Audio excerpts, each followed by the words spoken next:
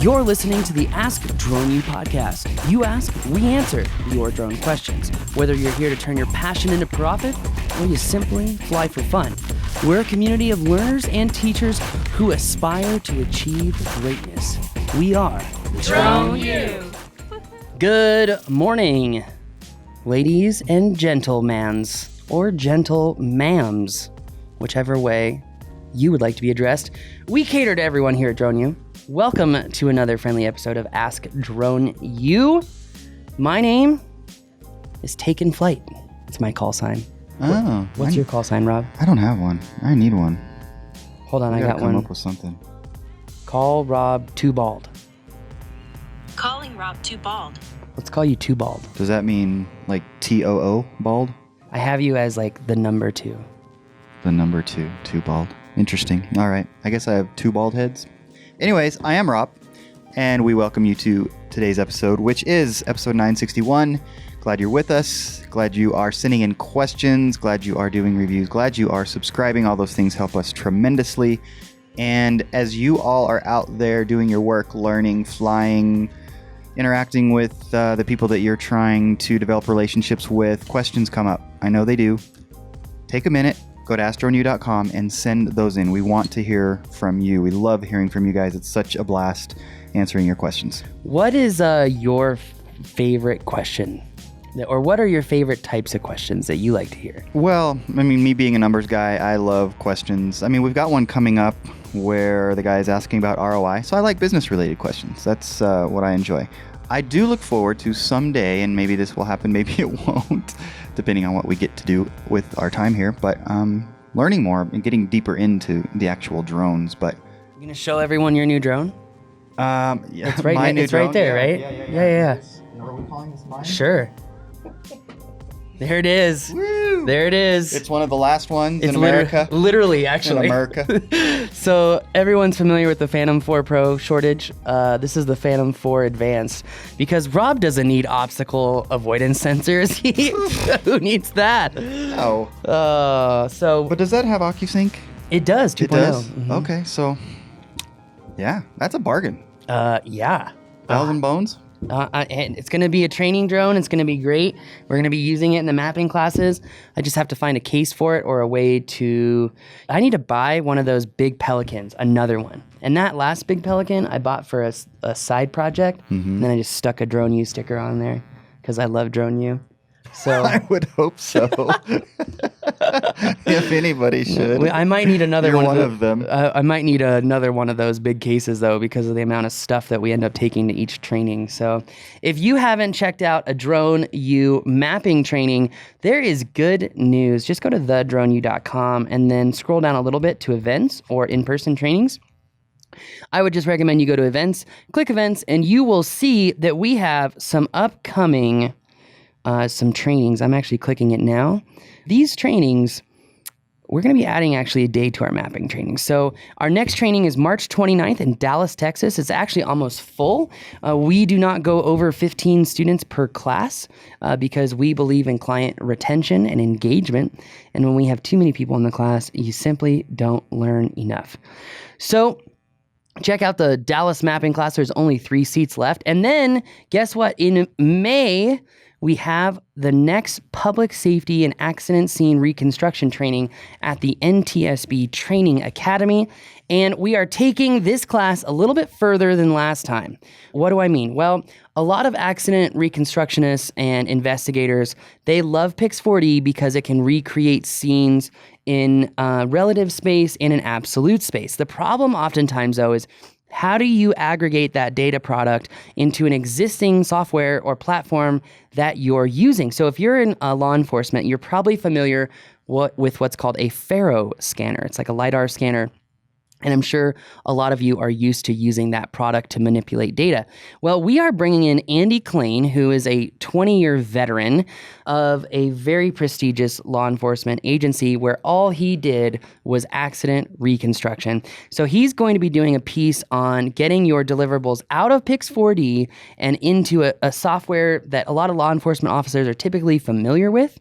So that way you can better understand that data. He's also going to be going through the key points of of that data, verifying data. He's going to be talking about how you take linear measurements for skid marks. We're really excited. In addition, Bill English from the NTSB is going to be showcasing how to reconstruct a plane crash. So we had a plane crash out there last time, right? We totally did that. We went through how to reconstruct that data inside of Pix4D with example content, but this time, Bill is actually going to be using the data from that particular exercise to show people, look, this is how I'm going to reconstruct it, but the more important part is here is how I'm going to document that particular investigation. So this class is going even further than the last class. This class will be recorded and will be available to everyone who attends that class for 90 days. I have to say, I'm the one who put together all the editing of the last accident reconstruction class, and I was surprised no one watched it. Not very many views. Huh? No, none. That is surprising. Like little, like none. Huh.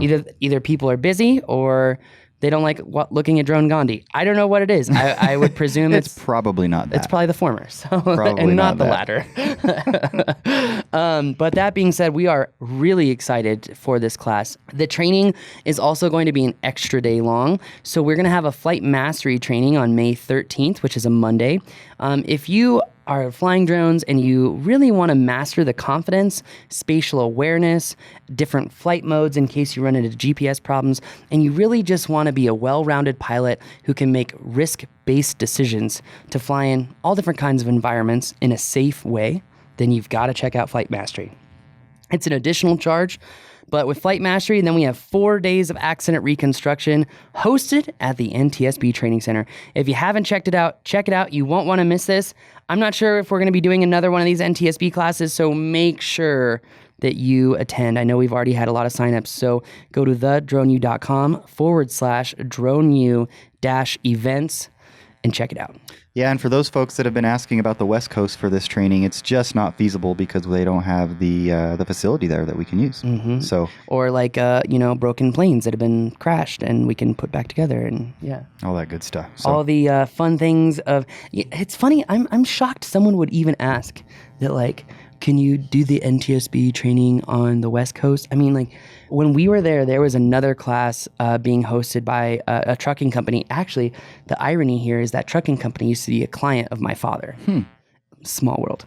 Anyway, long story short, there were people from all over the world in that training facility because that training facility is the epicenter of accident investigation. I mean, of training for all things safety related for transportation.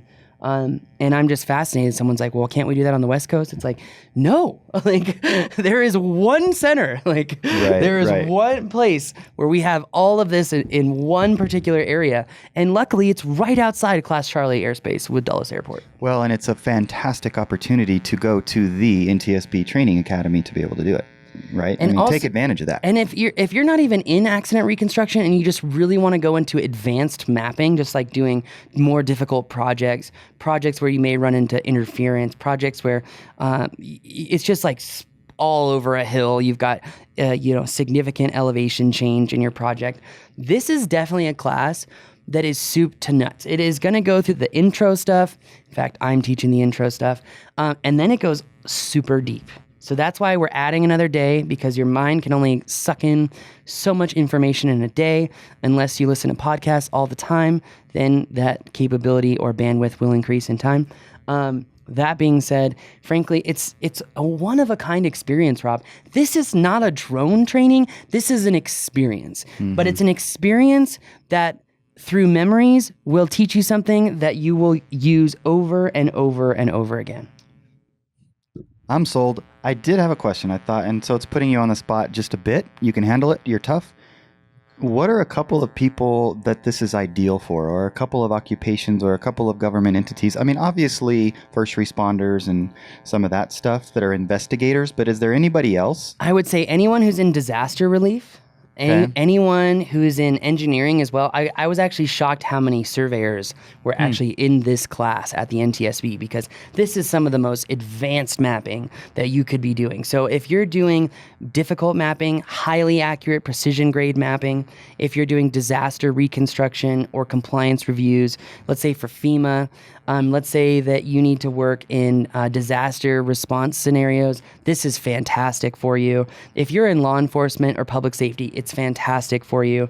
And I think even in the future, firefighters are going to be moving into drone mapping, because they're going to be able to more easily navigate the areas that have been built up super fast and maps are not available, and their traditional resources are not available.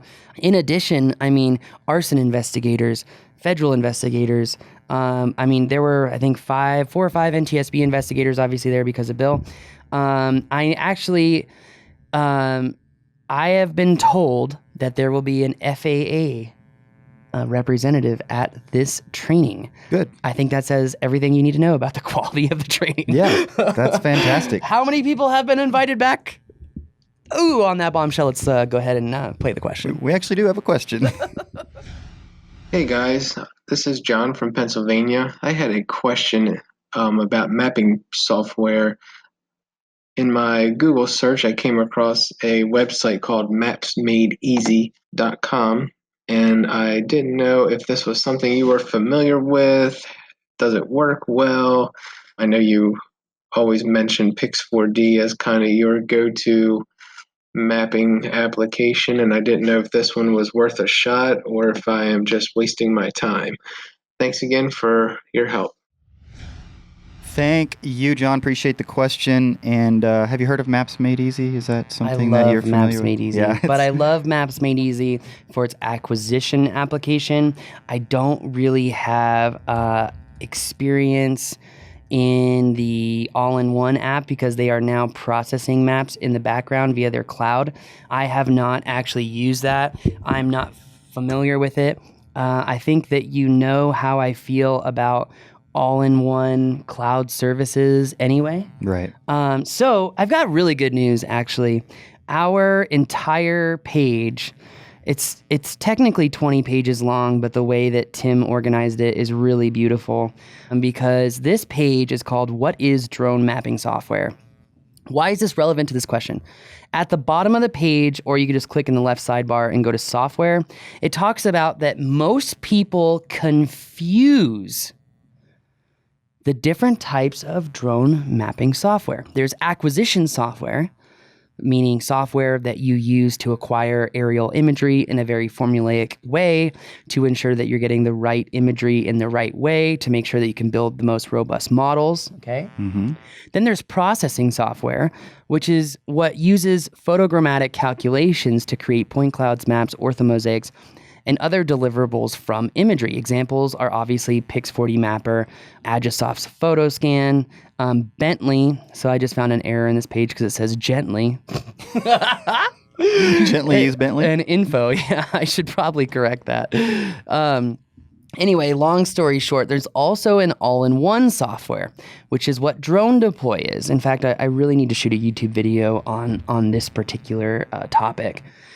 Because DroneDeploy is an all-in-one software. They've done a very good job at marketing and getting people to buy into DroneDeploy. They've got a great deliverable process to share maps. It's really easy. It's awesome.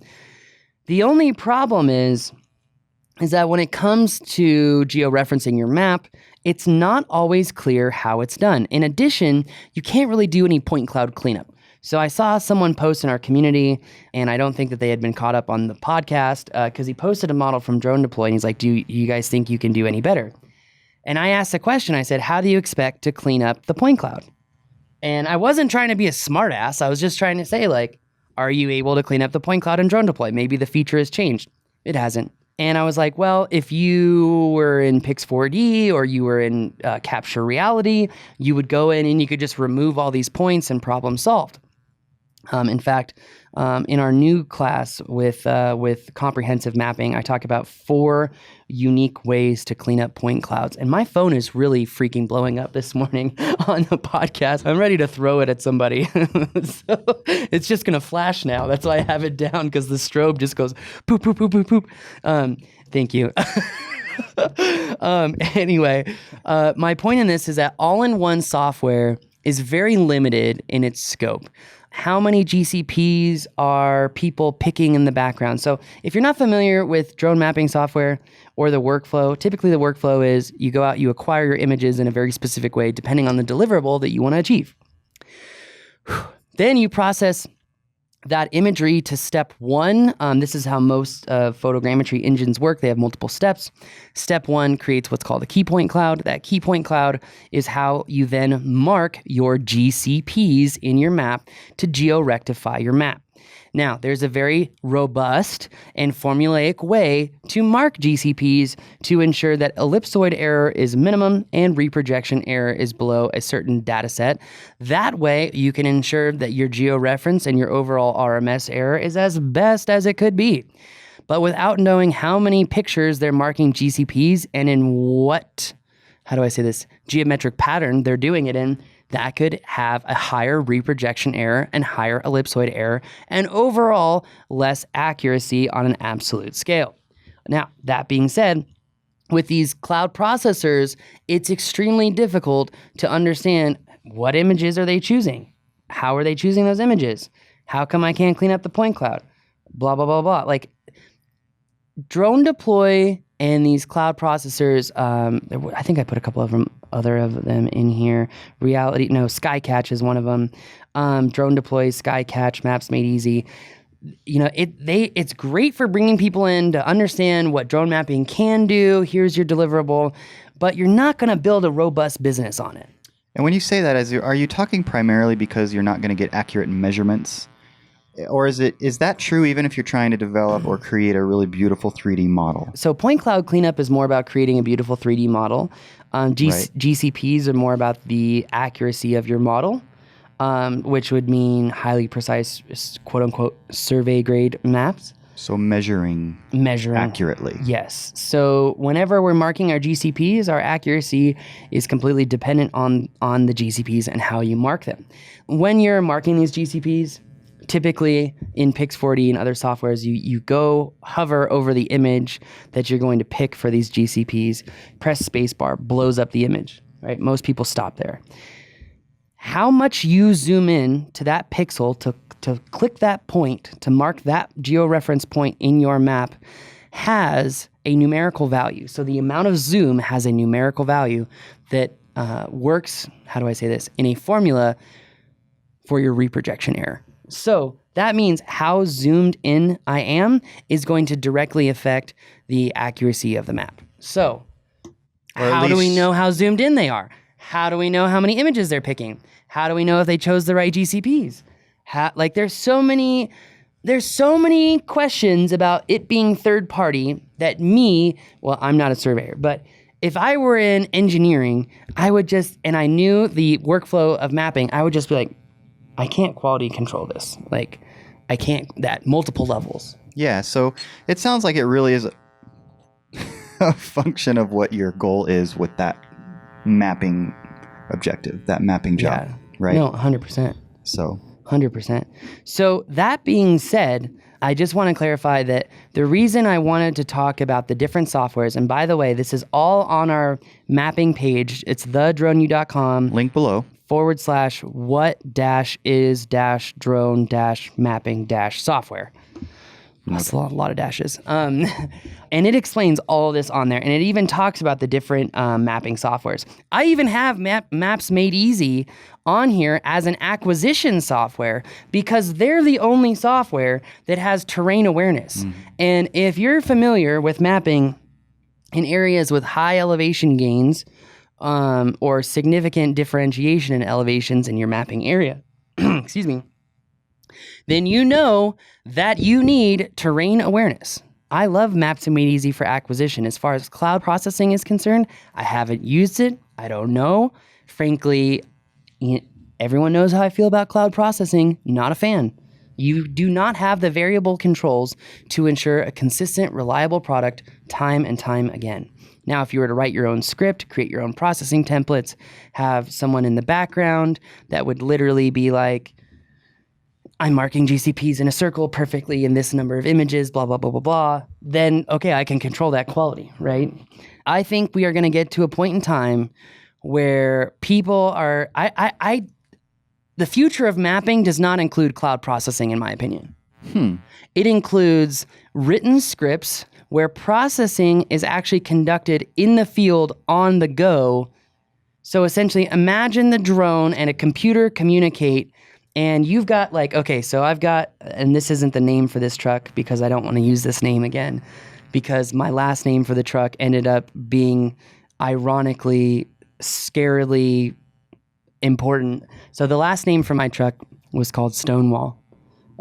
And it literally lived up to its name in every way possible. Because someone ran a red light and I hit them, and it was literally like they hit a stone wall. Right. Because my car, we survived. I walked out of it. Car was totaled.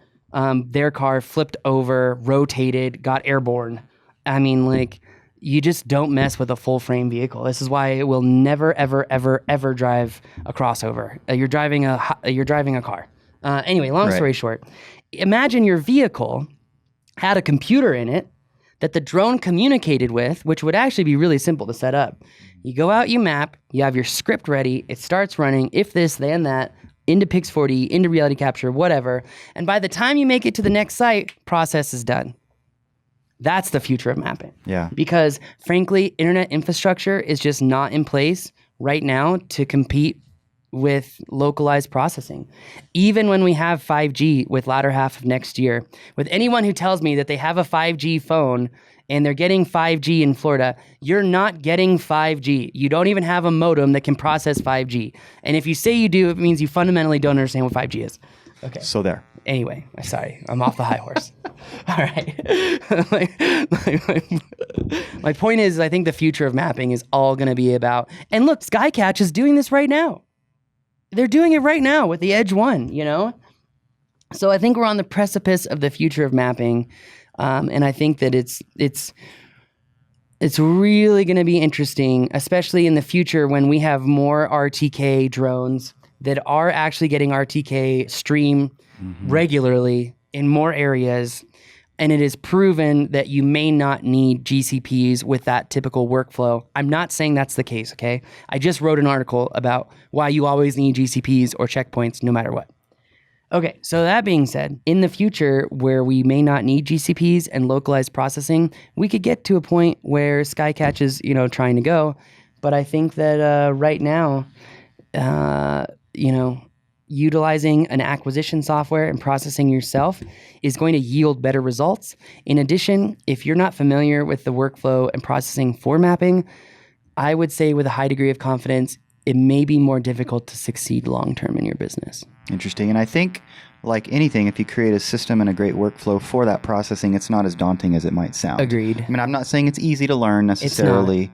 There are a lot of intricacies and idiosyncrasies. Nonetheless, it can be learned and systematized, which is essentially what you've done. Hey, if I can do it, you can do it. And I'm being very real with you.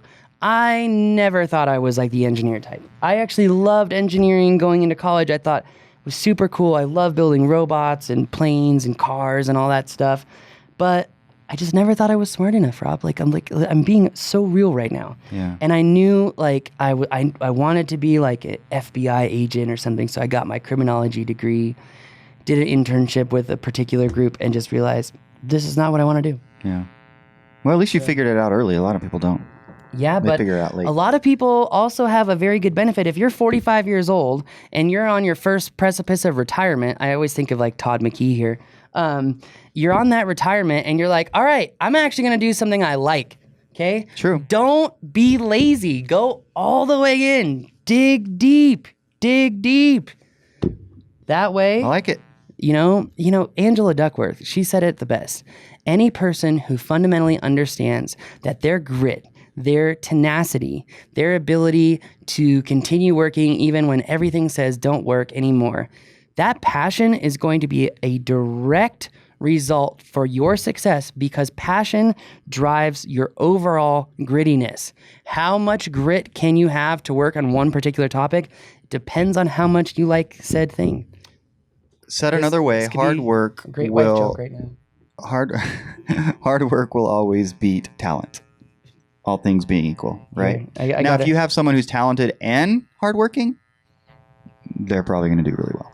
On that bombshell, I'm going to leave you with a quote. This is, if you've ever gotten an email from me, you've seen this quote. Nothing in this world can take the place of persistence. Talent will not.